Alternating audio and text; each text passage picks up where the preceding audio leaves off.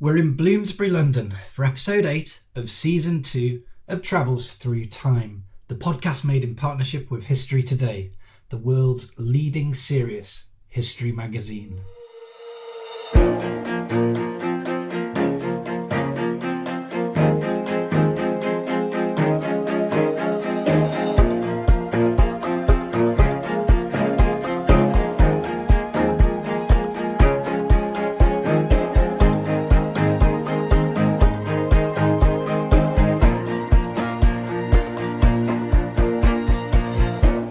Hello, I'm Peter Moore. Today we're going to go back to the year 1764, a year remembered as one of bloodshed and confusion that changed the history of India forever.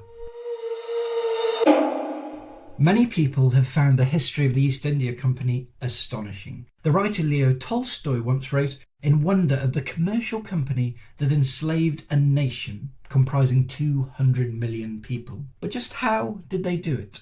Our guest today is going to take us back to the year 1764 to try and make sense of this riddle. That guest is William Dalrymple. William is one of Britain's leading historians, and over the past quarter of a century he's published books that have won the Wolfson Prize, the Duff Cooper Prize and the Kapuściński Prize. Whatever the subject though, the Indian subcontinent has remained a consistent fascination. Earlier this year, his latest book, The Anarchy, The Relentless Rise of the East India Company, was published. His aim was to understand just how the East India Company became an empire within an empire. It's a superb book. I caught up with William the other day at his publishers, and I began by asking him to tell me a little about the company's origins. So I suppose the story begins on the 24th of September 1599. Somewhere in South London and Southwark, Shakespeare is finishing off Hamlet, which is about to be performed at the Globe. But 20 minutes walk north from there, over London Bridge, a group of merchants have summoned a public meeting in the Founders' Hall in Moorgate Fields. And a lot of grandees are there. There's the Mayor of London, there is a lot of the senior members of the Levant Company, which is one of the rich London shipping companies. But unusually, there's also quite a lot of ordinary people there. Well, we know exactly who's there, frankly, because in the British Library, there is the actual list taken at the door by a bunch of notaries. People who describe themselves as vintners, skinners, leather workers, and so on. In other words, small London businessmen. And the reason they bothered to turn up to this meeting is that they're going to be given a chance to invest small sums of money, whatever they can afford, in what's clearly one of the most exciting financial developments in London's recent history. And the background to this is that the Levant Company had been shipping spices from Aleppo and Cairo and the Middle East, sometimes via Venice, sometimes going deeper into the Middle East and getting them back from the far Levant shore. But that business had taken the most spectacular downturn 3 years earlier when the Dutch found that they could actually just sail around the Cape, head off to Indonesia and buy nutmeg, cinnamon and pepper direct from the producers at a tenth of the price. And they brought it back to Europe and sold it at a price that completely undercut everything that these London spice traders were doing. So when the Dutch sent a mission to London to see whether they could buy up any spare London shipping to mount a second expedition, the patriotism of Elizabethan London was roused, and a man called Customer Smythe, who was the head of the Levant Company, known sometimes as Customer Smythe because he ran the customs and sometimes as Auditor Smythe because he then became the auditor of the City of London, called this meeting to raise as much capital as possible to found a company which could do what the Dutch had just done, to go to Indonesia, buy or plunder or somehow get hold of spices, bring them back. And this was as risky and as difficult as, a manned mission to Mars would be today. The last time the British had tried it, the fleet had ended up wrecked in the Moluccas, and the few survivors had sort of stumbled home on sort of flagging down passing ships, like sort of Robinson Crusoe. And so it was a high-risk venture. And for that reason, Customer Smythe decided not just to appeal to his 35 Levant Company investors, but to open it up to the whole city. And everyone would put in what they could. And the result was enough to launch the East India Company. They go off the next day to Deptford to try and find a ship. They reject a creaky hulk called the Mayflower. Yeah, I've heard of that somewhere. That's a familiar ship. I don't know what happened to that. But they do then go and buy a pirate ship called the Scourge of Malice. Well, maybe that's a good point to leave them suspended with Well, I'd say they someone realises that it isn't a great advert Dragon. for the new trading company, so they rename it the Red Dragon. Yeah, I love this this opening to your book when you there's this idea that your neighbour, in neighbourly terms, we're talking about the Dutch, of course, are doing quite well with their trade, and they're doing so well, this is probably irritating to the English anyway, that then they're going to come over and borrow some of your ships so they can do even better. So they're kind of like driven into this enterprise by, I suppose, an obstinacy of, Envy. we're not going to miss out, we're the great, well, envy probably. Jealousy, yeah. And so through the 17th century into the early 18th century, you get this, I suppose, general growth, don't you? It's a very... Well, it's actually quite interesting. It's because what happens is that initially everyone's after the spices, and the Dutch basically win that round, and the British are driven out of the Indies, which means modern Indonesia. And famously, at the end of this, there's this swap where the Dutch are handed over the island of Run, which is where all the nutmeg comes from, which is the great prize in that ocean. And the English are given as a kind of sop a muddy island in the Hudson River called Manhattan, which in the long run proved not a bad investment. Wasn't that part of someone's dowry, or is that a slightly different That's story? a different one. That's Bombay. That's Bombay, yeah. okay. But having lost, in a sense, the first battle against the Dutch, the English East India Company falls back on the next best option, which is the textile trade. And they want to trade in silk, chintz, cotton piece goods, which means large quantities of baled cotton, and the indigo with which to dye it. And the source of all four of those items is one place, India. So they fall back as the second choice on India as the centre of their enterprise. And it's an incredible piece of good luck, because actually what happens is that the spice trade diminishes, because, for example, everyone in Elizabethan England thinks that pepper is the Elizabethan equivalent of Viagra, and it's very quickly proved not to be to the default. But a useful marketing device at the time. Marketing device at the time, but also something that's quite easy to show actually has very little effect. And so, for a variety of reasons, the spice trade doesn't actually crack up to be all it first appears to be. While, on the contrary, the slightly duller market of cotton and silk turns out to have enormous possibilities. And the Moghul Empire grows as the company is growing to become literally the world's number one industrial producer of textiles. And it is the company that ships this all over the world. So much so that, for example, you get deindustrialization in Mexico because of the sheer amount of Indian cotton going over there. So the company, by pure default and good luck, ends up backing the right horse. And as the Moghul Empire grows to represent about 37% of world GDP, in the one time in its history, India overtakes China as the world's leading industrial producer. This is about what time? This is throughout the early 18th century now. The Moghul Empire is politically beginning to get a bit ropey, but in terms of as an industrial power, it's reaching its peak. And the company is parasitical of this. It is the shipping agency which moves Indian goods around the world. And so as the Moguls grow richer and richer, so does the company. I know in some senses this is an incredibly superficial overview of a very complicated story. So we've done quite well to get through what is essentially 150 years of early East India Company history there. But I want to go to the 1760s, which are a fascinating decade in so many dimensions, because we know this is the time of the 7 Years' War. It's coming to a conclusion in 1763-4. Some people talk about it as, well, it of course is the First World War, really, because you have conflicts sprouting up all over the place, from the North American continent to Europe and the Philippines. Yeah. But I think one of the sentences you finish off one of your chapters with, the place that was most changed by the 7 Years' War was not North America or Europe, it was India. Correct. So do you want to tell us what effect that war had on that place? So the 7 Year War is the great confrontation, or part of the great confrontation, between England and France, which will reach its final conclusion at Waterloo. And this is about, I suppose, the kind of third season of this ongoing soap opera. There's been the War of Austrian Succession, there's been the War of the Spanish Succession, now there's the 7 Year War.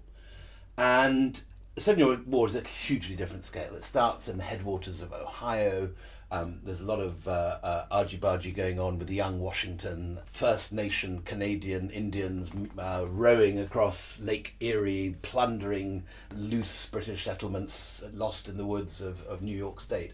And all this sort of has huge repercussions globally. The war breaks out on mainland Europe. Hanoverian armies are going backwards and forwards. And in the middle of all this, there is a intelligence document which arrives at the East India headquarters in Leadenhall Street. And this intelligence document, like a more modern one, turns out to be complete fiction, or certainly in its essential detail that a large French fleet was heading specifically to Bengal. It was wrong. There was clearly a large French fleet, but it was going somewhere else. And as a result, two things happen. One is that the East India Company sends instructions to Calcutta to fortify itself. Because they should expect an attack. And secondly, they persuade Parliament to send a task force out from London and to put in charge of these Marines Robert Clive, the guy who had already distinguished himself in earlier scuffles in the Carnatic. And Clive really is the central figure of this story. He's kind of punk from Shropshire, rural Shropshire, who was this restless youth who had a gang in sort of on the Welsh borders where he used to threaten to throw stones through shopkeepers' windows unless they paid him off, even on occasions lying in gutters and diverting water into someone's shop if they wouldn't give him what he wanted. And this sort of slightly sort of unsatisfactory, violent kid is quickly shipped by his parents off to India because he's clearly too moody for the church or the law. And twice he turns this innate violence on himself, tries to kill himself, doesn't succeed. And his moment comes when the French actually capture Madras. And in the months that follow, it turns out this guy's got an incredible capacity for soldiering. He's got no formal training of any sort, but in an age when campaigns are like sort of chess games with chivalrous meetings of generals and letters going backwards and forwards, Clive has none of that. He attacks at night. He attacks in the dark, kind of fog banks, and he's a kind of believer in a sort of 18th century version of Blitzkrieg. Yeah, so you characterise him as a ruthless opportunist, is that? But also an extremely effective one. Yeah. And he almost never loses a battle or miscalculates. He's very good at sizing up his battles. But with that, does he have a technological superiority in terms of the weaponry that he has available to him? He does, and the British and the French both at this point have all the fruits of Frederick the Great's innovations from the Austrian Succession War and the Spanish Succession. It's like putting socket bayonets on advanced muskets, elevating screws on the back of cannons, horse artillery. Nothing that can't be easily emulated by other armies around the world, but it gives both the English and the French East India Companies about 30 years before the Indians catch up. And large Indian heavy cavalry armies, I mean, it's still slightly like Cressy or something in India. It's, it's all about heavy knights with maces and swords bearing down on the enemy. They have no answer to this new form of warfare. And so Clive, who's been sent out to attack the French, finds himself instead facing up a man called Suraj Dowlah, who's the Nawab of Bengal, who's taken against the British refortifying Calcutta against the French, though he doesn't know that, because they haven't sought his permission. And he just comes down, he takes Calcutta, destroys it. Now, normally, the East India Company would have had to have given some presents, opened diplomatic relations, and sorted it all out. But on this rare occasion, just as the news comes of the fall of Calcutta, Clive turns up with his fleet, and they just sail north, recapture Calcutta, knock out the French. And at that point, Suraj Dowlah's own principal banker, who's a man called the Jugget Set, reaches out and offers him £2 million if he'll do regime change in modern parlance, if he'll get rid of Suraj Dowlah and replace him with someone more amenable. There's this Arab general called Mir Jafar who is appointed. And so what is regarded in Victorian textbooks as this great victory of British arms is in fact an act of base treachery between two groups of financiers. And what capacity is Clive acting within there? Is he working for the East India Company? Clive is working for the East India Company, but just to complicate matters, has a local commission from the British Army. Oh, well, things are never very simple, are they? But I mean, this is the start of what we're going to get on to in a moment. I mean, the important point is that almost all the big battles we're going to be talking about, particularly the big set piece of Buxar, is fought not with white British troops, by and large. It's fought with local mercenaries who are called sepoys, who are trained up in these new infantry techniques by both the French and the British, often with money borrowed from local bankers. So the British pull off this trick. There's never more than about 2,000 British clerks in Bengal. And they pull off this trick of basically borrowing money from local bankers who are sympathetic to them as another bankers talking to bankers, to train up mercenary troops to defeat other Indians. And it's amazing that they get away with it, frankly. Yeah. Well, there's the other side of the story, which we're going to get on to in a moment, is the fractured political nature of what's happening in India at this time, because there's lots of different personalities which, when put together with Clive and the British, create this very unique historical context. But we'll talk about those in the context of these scenes. As far as this period that we're talking about, 1764, is concerned, it's actually not that complicated. The Moghul Empire has diffused to its regional governors. So although the emperor is still nominally the most important man, sitting in Delhi or wherever in India he's wandering around, in actual fact power has passed to his regional governors. And this is as true in the south. It's also true in the area that we're interested in today, which is Delhi, Awadh, which is kind of central northern India, and then the incredibly rich eastern province of Bengal. And as we approach this crucial year, 1764, what happens is that the Prince of Bengal, Mir Qasim, who's been defeated by the company, he's risen up against the company, he's been defeated by them, he flees back into Awadh. And there he forms a grand alliance of the greatest three Mughal commanders, the Emperor, the Nawab of Awadh, and the Nawab of Bengal. These three great Mughal armies into one enormous mass. And suddenly the company, rather than facing its usual scattering of piecemeal states that it can take out one by one, actually faces an extraordinary army of 150,000 Mughal troops. Well, that's an incredibly visual, 150,000 troops. What does that look like? You have to kind of leave that one to your imagination. This is in the February of 1764 when Mir Qasim, you say, and somebody else in particular are meeting. And do you want to tell us who these two particular characters are in general? Because they form the central characters in a narrative that we're going to follow through for the next half hour or so. So there's three characters, and they're all fascinating characters in their own right. At the top of the pyramid is the Mughal Emperor, Shah Alam. And Shah Alam actually is the central figure in this book. He's the one character that carries the whole story from the beginning to the end. We see him first aged 12 when Delhi's being plundered by the Persians, and this whole empire built up over a century and a half is collapsing visibly in front of him. And then poor old boy at the end of his days, aged 82, he's been blinded by a former male lover. He's the blinded king of a now illusory empire sitting in a ruined palace. It's a horrible metaphor, isn't it? It's a fabulous image. If you think of it filmically, I love the idea of this character. He starts off so optimistic. He's brave, he's handsome, he's a poet in 5 languages. But he's there on this day in February. He's there, and he is dubious about this because the East India Company is very happy to be his ally and to operate in his name, because the company realizes that this man, rather like the papacy in the European Middle Ages, has the kind of imprimatur of legitimacy and law and represents a sort of higher set of values above the scuffle of real politics. And the company rather hopes to make an alliance with Shah Alam and to use his name to hoover up more of India themselves. And Shah Alam knows this. So he is not at all convinced. So he's not a natural rebel. Or rebel's not the right word, is it? He's not a natural opponent for the East India Company, maybe. He is not a natural opponent for the East India Company because the East India Company understands that they have common interests with them. But this is not the case with the other two. The firebrand at the centre of this is this fantastic Nawab of Awadh, the governor of central northern India, based in the great city called Faizabad. And this is Shuja-ud-Dawla. And Shuja-ud-Dawla is this giant. He's 7 foot tall. He's got enormous projecting moustaches. He's said, still in middle age, to be strong enough to cut off a buffalo's head with a single swing of his sword and to lift up 2 of his officers, 1 in each hand.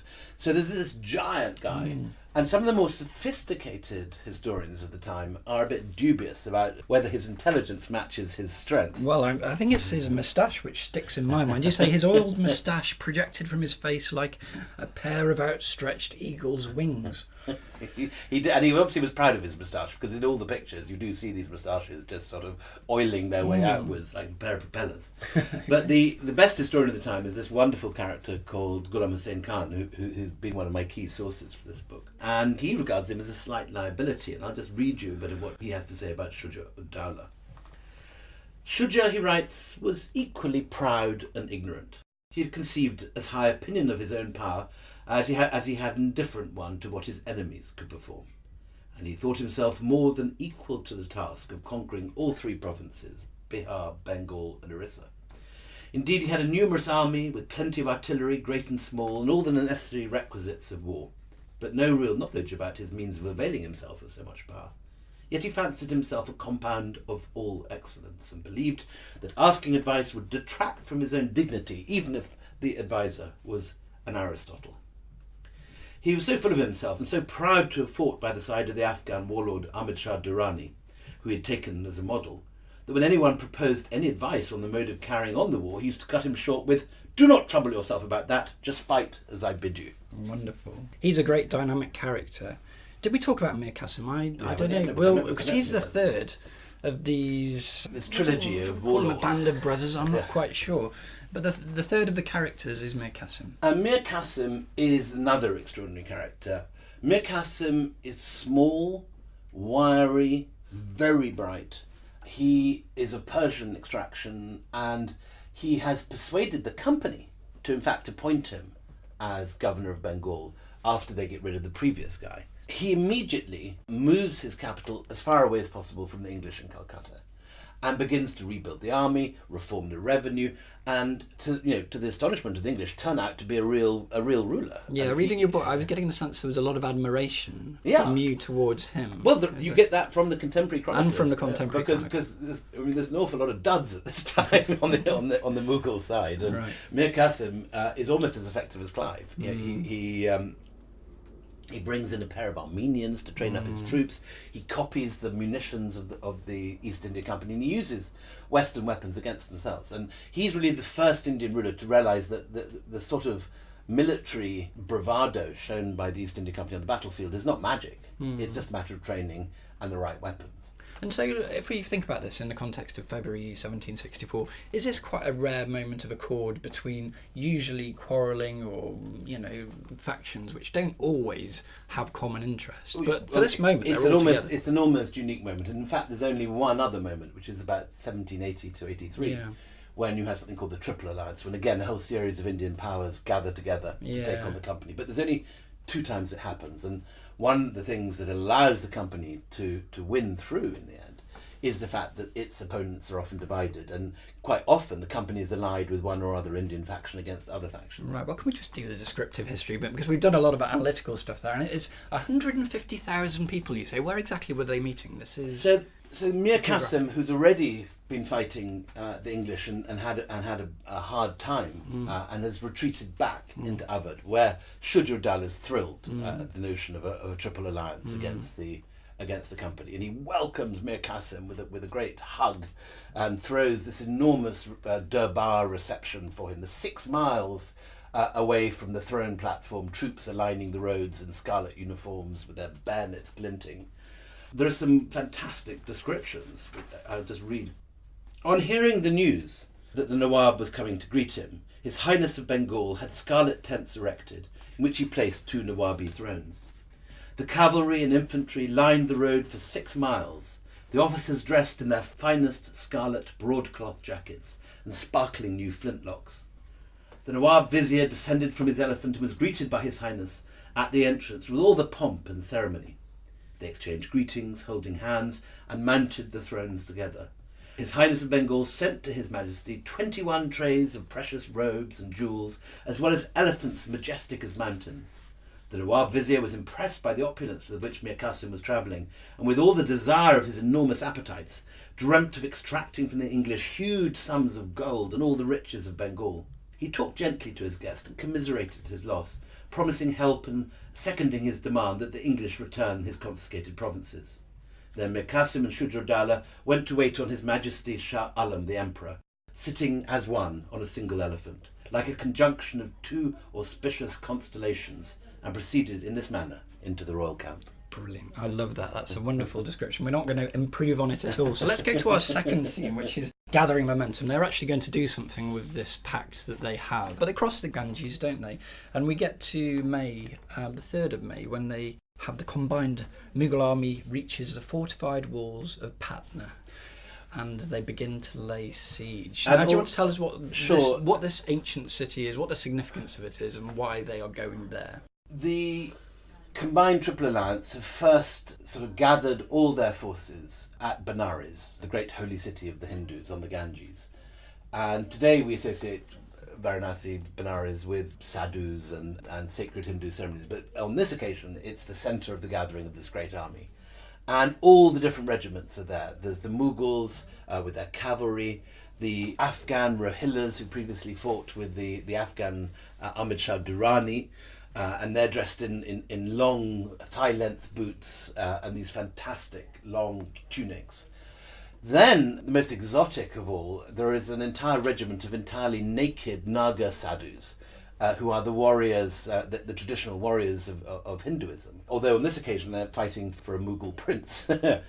And then there's a bunch, just to finally add to the confusion, there is a bunch of people in East India Company uniforms who are not in fact English but French deserters who've been pressed into service by the company, run away, and they're under a sort of a French Breton soldier of fortune called René Madec, who hates the English with a passion and regards himself as massively wrong. So you've got a bunch of Frenchmen, you've got some naked sadhus, you've got some Afghans on boots, and then you've got a huge body of Mughal cavalry. It's a curious army, isn't it? It's a fantastic army, and even Ghulam Hussain Khan, who is this very cynical chronicler, is impressed by it. But he also says, given their different allegiances and different religions, that there were problems. And again, I'll just read a little bit from him because he's such a wonderful writer. He says that fights broke out between the naked Naga sadhus and the Pathans, with entire platoons coming close to bloodshed. Meanwhile, rumours spread among the commanders that Shah Alam was in secret communication with the company. His Majesty was utterly opposed to fighting the English, said Ansari. So throughout these campaigns took no part in the deliberation or plannings, and during the battle stood by to observe his warring vassals from a distance. There was little order and discipline among these troops, wrote Ghulam Hussain Khan, and so little were the men accustomed to command that in the very middle of the camp they fought, killed and murdered each other and went out a plundering and a marauding without the least scruple or control. No one would inquire into these matters, and these ungovernable men scrupled not to strip and kill people of their own army if they happened to lag behind the main troop or to be found in some lonely spot. They behaved exactly like a troop of highwaymen, carrying away every head of cattle that they could discover. The plundering troops were so destructive that within a radius of 10 miles they left no trace of prosperity, habitation or cultivation, and the common people were reduced to desperation. Well, we can imagine, like from a Google Earth perspective, this little dot moving across the Ganges, with a 10-mile radius of devastation around it. And facing this great army, is one Englishman called John Carnac. So John Carnac, faced with 150,000 troops of all these different varieties heading fast towards him, decides he's got no option but to fall back on Patna. Yeah. And Patna is one of the great commercial capitals of the period. It's where a lot of the bankers are based. It's the centre of the saltpetre trade, which is essential for manufacture of gunpowder. It's a very rich town. It's also got very effective walls. And Carnac knows this and decides that his best option is to go back to Patna as quickly as possible and rearm Patna, put up all sorts of new fortifications and outworks using the latest 18th century technology to do this. And he has 3 weeks. Basically. And the numerical, differential is enormous, isn't it? There's 150,000 on the Moghul side and 19,000 on Karnak's side. But Karnak, he's an engineer. He understands the importance of fortifications and how to build the latest fortifications. In France, in particular, there's been a lot of scientific study by a man called Vauban on how to resist the new armies since the age of Frederick the Great. And this means low walls with bantering walls that can't be destroyed by artillery. Very different from the sort of traditional massive Indian fortifications that rise vertically upright and are vulnerable, of course, to artillery fire. So Karnak has 3 weeks to get his act together and build everything that the 18th century defensive technology can arm him for. And he does very well. By the time that the Mughal army finally trundles exhaustively towards him, he's ready for them. And there is this battle before the walls of Patna. And Shuja-ud-Dawla, the giant, goes straight into confrontation. He refuses to wait, and he takes his favourite Pashtun Afghan cavalry straight into the march, and he rides immediately forward onto the walls, only to have this extraordinary barrage of 18th century artillery mince them down. And he then sends the naked Naga sadhus into battle, who likewise are high as kites on opium and hash and everything, and charge straight into the face of the guns, completely fearlessly, but are driven back time and time again. And he loses these two armies. Then he puts the French in, and the French can't get anywhere. And then he calls on his ally Mir Qasim to put his troops forward, and Mir Qasim falters. He won't do it. He's already faced the company twice before, and he's now so scared of company artillery that he just stays where he is. So nothing happens immediately, but this creates a major rift in the army, which later fatally undermines unity in the next big confrontation. So, just to, I suppose, characterise this confrontation at the walls of the city, it's completely fruitless. It's fruitless. For the army. There's no conquest. There's no significant losses in the East India Company army at all. I know with Mir Qasim, the story gets quite strange with him, doesn't it? So Mir Qasim is now everyone's least favourite Mughal commander. And that is because he failed to act at what was seen as a decisive at this crucial moment. Yeah. And Shuja is badly wounded but continues to fight him. He's incredibly brave, but just not very bright, poor old Shuja. They're a wonderful contrasting pair, aren't they? You've got the swashbuckling guy with the great moustache and the clever, small, Svengali-ish. Yeah, exactly that. And anyway, so this rift in the command now becomes apparent. But what Shuja doesn't know is that Karnak has fortified this place brilliantly, but has very few supplies. And if Shuja had the patience, as Mir Qasim tells him, just to sit down behind fortifications to besiege Patna and to let time erode the companies, because they have a whole city in there without supplies. Shuja is too impatient for that, and he says I've had enough, and he marches off to his winter quarters, where he summons the dancing girls from his capital. He summons his pigeons, which he loves playing with. He summons all the pleasures of Awadh. The courtesans and everyone, to the despair of Ghulam Hussain Khan, this very bright chronicler, pleasures himself for the entire winter.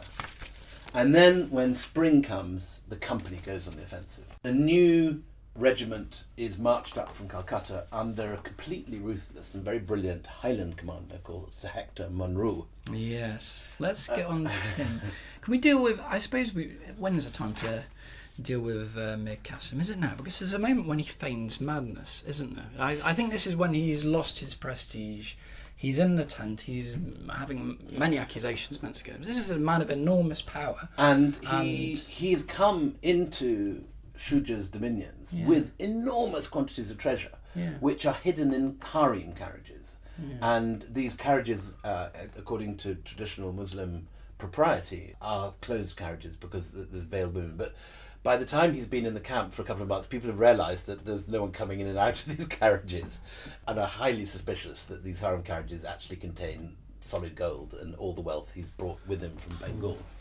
So this increases the temptation of Shuja to take action against him. And in the middle of the winter, amid of all the parties, the Nautch girls and the dancing and everything else, he wins over Mir Qasim's ruthless German commander, a man called Samru. And Samru arrests his own boss, Mir Qasim. And Mir Qasim dresses up in a fool's outfit and sort of feigns madness and is basically just locked away. You say in the book, or you write in the book, I should properly put it, in the space of a few months, Mir Qasim had transformed from being one of the richest and most powerful rulers in India to become Shuja's shackled and penniless prisoner. This is all completely cinematic, isn't it? If that doesn't get Netflix signed up, nothing, but we can get retired now. It's a Netflix original series. Original series. Yeah. Our third scene, we've seen the great coming together of the armies. We've seen what is an abortive first attempt at military success. But really, and this is difficult to underplay as a significant moment in the history of the Indian subcontinent. 22nd of October 1764, the Battle of Buxar. What happened at the Battle of Buxar? Who's involved and how does it go? So Shuja is still having bowling parties and pigeon parties and nautch girls and playing around when one day in October, to the beat of regimental drums, the redcoats of the 1st Battalion of Company Sepoys can be seen marching through the mango groves along the banks of the Ganges. And more importantly, shadowing these advanced regiments are the company barges. And the company moves all its ammunition and all its supplies by barge at this period. So behind these waves of drummers and sepoys come these sinister-looking barges full of the latest weaponry, fresh from Britain. And the leading French advisor in Shuja's court is an aristocrat called Gentil. And Gentil takes one look at what's happening and realizes that they've got to move quick. And he says to Shuja, listen, it'll take the British a whole day to unload their weapons, to build their initial fortifications and their entrenchments. Attack now. Attack this minute while they're unloading the barges, and you can get them on the run. And Shuja says, don't tell me what to do. I know how to fight a war. All he does, in fact, is send his girlfriends back to the capital and get everything ready. The next day, the English go straight into an offensive mode. They march forward towards Shuja. And Shuja, again, very stupidly, leaves his fortifications at Buxar that he spent the whole winter behind and says, I'm not going to be frightened by a tiny army of company soldiers.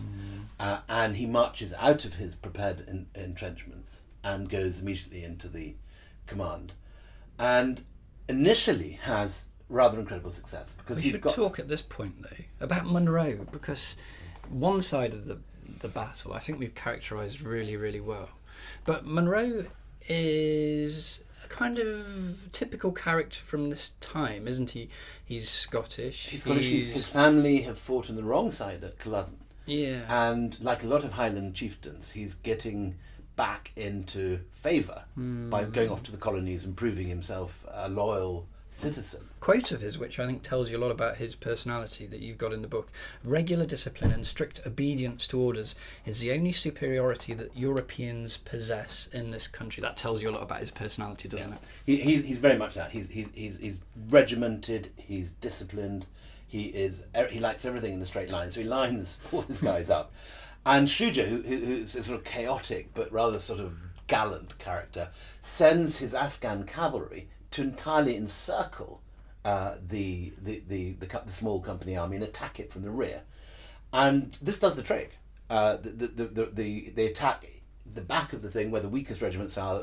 All the reserves flee and run, and then fatally they leave the camp empty. And so the Afghans, who can never resist a good plunder, leave the battle and go straight into the camp and begin plundering all Monroe's treasure, try and find the women, they try and find this, they try and find that, and they leave the battle. Meanwhile, Shuja has assumed that he's actually won the battle. He actually sounds the trumpet of victory, and lots of his commanders come from the wings and sort of give his congratulations. There's quite a few British prisoners already been taken who are brought in bound, and he laughs at them. And at this moment, Monroe, who had tried to retreat but realises that he's now entirely surrounded, can't even get to his barges, decides that the only thing for it is to risk everything in one last frontal assault on the wings, where the commanders had actually vacated their spots and gone to congratulate the commander. So Monroe himself leads this sort of fabulous charge. And I think we can't really underplay this again, can we? Because as you write it in the book, I'm not sure how well regarded this is in the context of general historiography of India, but as you read through the book, this strikes me as a real turning point in Indian history, this particular charge. It is an unbelievable turning point, and what we'll hear in a bit is how much this, frankly, hands the whole of North India to the British, this charge. Gentil has the best account of it. Gentil is there on the field. It seemed as if the English were completely beaten, he wrote. They had lost their ammunition and food stores, as well as all their baggage and the treasure for military expenses.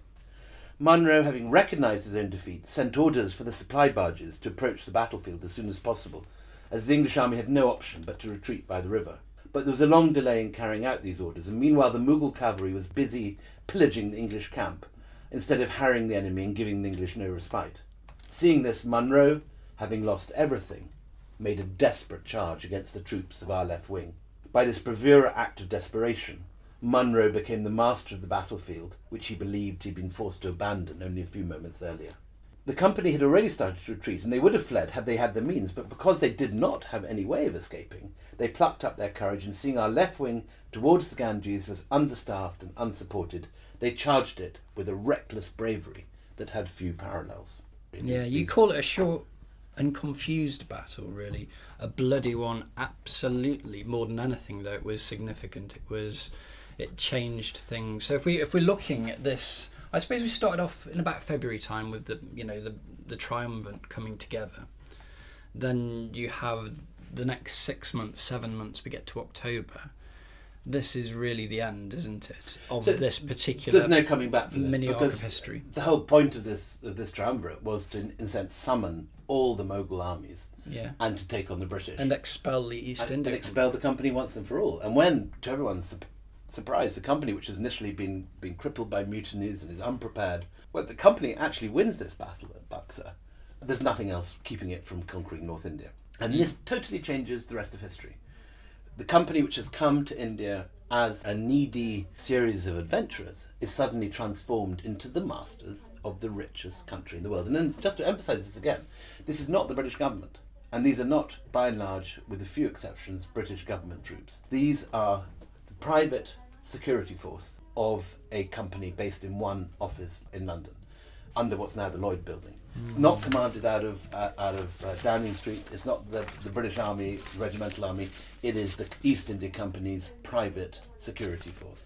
I mean, this is how you put it right at the beginning of your book. It's a wonderful encapsulation of what you were just saying, so I'll repeat it now. It was not the British government that began seizing great chunks of India in the mid-18th century, but a dangerously unregulated private company headquartered in one small office, 5 windows wide, that's a wonderful detail, isn't it, in London, and managed in India by a violent, utterly ruthless and intermittently mentally unstable corporate predator. We're talking about Clive, of course. And Clive, we mentioned him at the beginning of this, and he's now going to come back at the end, because I suppose history is happening in all different places at the same time. So whilst we've been in Bengal, meanwhile in London, in Leadenhall Street, these, there's been messages coming back. 8 months or so it takes for messages to get from India to England, and there's been messages that there's an army, there's rebellion, there's trouble. The share price has sunk.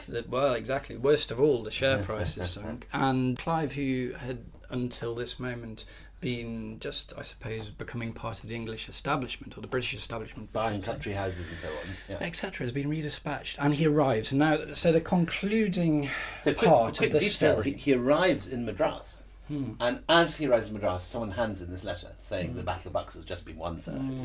This Triple Alliance is destroyed. We are masters of India. And Clive's first reaction is not to write back and say, "Well done, chaps." Yeah. It's to send an urgent message in cipher to his banker, telling him to mortgage all his properties and buy East India Company shares. In other words, what we today would call insider trading. Yes, he would have done quite well in about 2006, I imagine. Well, absolutely. This chap. This is absolutely kind of city malpractice in its purest form, and makes a third fortune through this, because the share price does indeed go bonkers. It absolutely goes through the roof, and Clive can buy Powis Castle in Herefordshire. But I suppose what we're getting towards is the concluding part of this little mini narrative, because I mean it's a big book that tells the entire history of the company, but we've looked at this, this 1 year, but it ends almost with a bit of a full stop with something that happens in 1765, which is really, so this is a thing known to historians as the Diwani, which of course doesn't mean anything to anyone here or in India anymore. But what it actually is in modern terms an act of involuntary privatisation. Because having captured the Mughal Emperor Shah Alam, who's actually played no part in Buxar, he stood by and watched, he is compelled by Clive to sign a document which hands over the administration of the 3 richest provinces of the Mughal Empire, Bengal, Bihar and Orissa, which has 1 million weavers and is generating all the cloth that the company has been selling so profitably for a century, to hand over the entire administration of this region to the company. So instantly, the whole nature of the business is transformed. Up to now, it had been the same as all Western traders trading in India since Roman times. Pliny the Elder complains that Roman ladies have this taste for Indian silk, Indian diamonds and Indian sandalwood, and as a result all the collected gold and bullion of the Roman Empire is bucketing into India. The same is true in the 18th century. All this cloth, all this silk, all this indigo, all this opium, there's nothing particularly the Indians want from Europe. And so there's been this drain of wealth from London into Bengal. From the Diwani, from the moment of Buxar, from the moment that Buxar is won, the drain of wealth heads in the opposite direction. Mm-hmm. Because now the company has the right to tax and extract land revenue from India.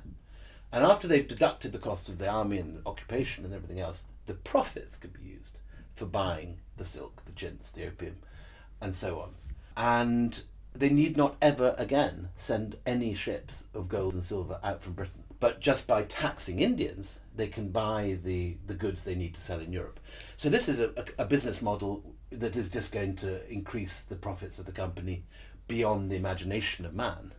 And when you go today to gorgeous country houses around Britain with beautiful Palladian pediments that look as if Colin Firth might stride out at any moment with his cotton shirt and breeches, those quite often are built on the profits made in this quite brief period after Buxar, when the company is just literally minting money. It has the right, with the Diwani, to mint money. And there'd been nothing like this before in history, had there? I think at one point... it's a company. It's not the nation. A company has conquered an area. And companies are genetically primed to just make maximum profit that regulators will allow them to make.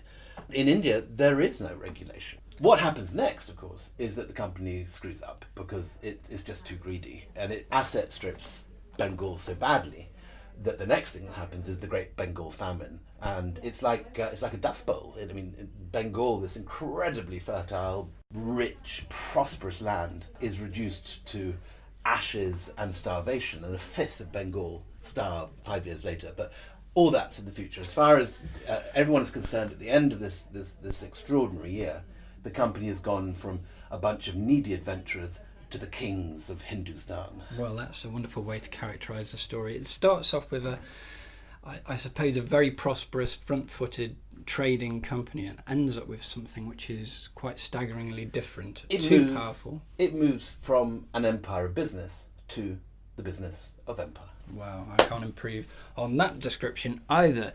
William, can I ask you one last question before we let you dash off into the London night? I always like to ask this of people. If you could bring anything back, we've been talking about 1764. Is there anything you'd like from that time to have on your goat farm or just outside New Delhi? Is it? It may sound a bit venal, and perhaps it's a result of having read company records solidly for 6 years. But at the end of 6 years, I've more or less bankrupted myself writing this book. Okay. So I'd be very happy with one of Mir Qasim's abandoned treasure chests left on the battlefield of Buxar to take to my farm if I was given the option. Well, there we go. Well, we shall magic it up. Thank you very much. If only that was that easy. Thank you very much for travelling back with us today. It's been a real pleasure talking to you. Fun. And it's a brilliant book. Well, I hope you enjoyed that conversation. That was me, Peter Moore, talking to William Dalrymple at his publishers in London. William's book, The Anarchy, The Relentless Rise of the East India Company, is available in hardback now. Hello, I'm Artemis. I hope you enjoyed listening to this tour through the year 1764 with William Dalrymple. If you'd like to learn more about the themes that we touched on in this episode, then there are loads more articles at historytoday.com. For example, you can read India versus the East India Company by John Wilson, who shows that violence and expansion were an integral part of the company's armed bureaucracy. For more about Robert Clive, Richard Cavendish's article The Battle of Plassey examines that crucial moment in Clive's early career. And for something which explores later implications of colonialism, you can have a read of Anna Maguire's article Colonial Encounters, in which she discusses how the First World War threw together people from all over the world. You'll find links to all of these at historytoday.com, along with much, much more from the world's leading serious history magazine. Thanks again for listening to today's episode. We'll be back again as ever in a fortnight. But from us, for now, that's it. Goodbye.